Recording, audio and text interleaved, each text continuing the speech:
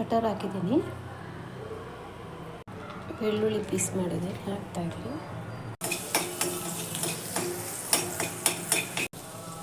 Piece ಮಾಡ್ಕೊಂಡಿರೋ ಈರುಳ್ಳಿ ಹಾಕ್ತಾಯಿದ್ದೀನಿ, ಫ್ರೈ ಮಾಡಬೇಕು.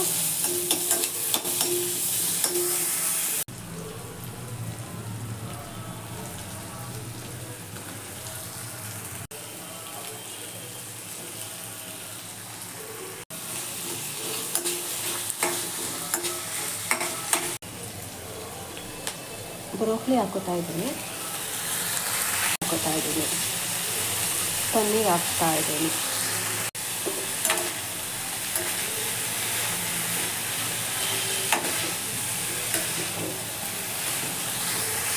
ಮೆಣಸು ಪುಡಿ ಹಾಕೋತಾ ಇದ್ದೀನಿ,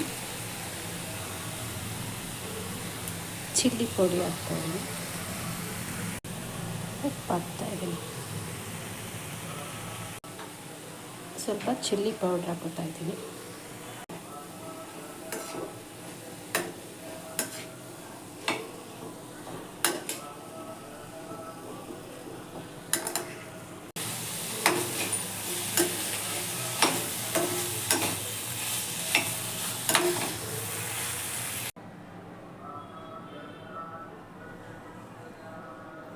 ತುಂಬ ಚೆನ್ನಾಗಿದೆ, ನೀವು ಟ್ರೈ ಮಾಡಿ.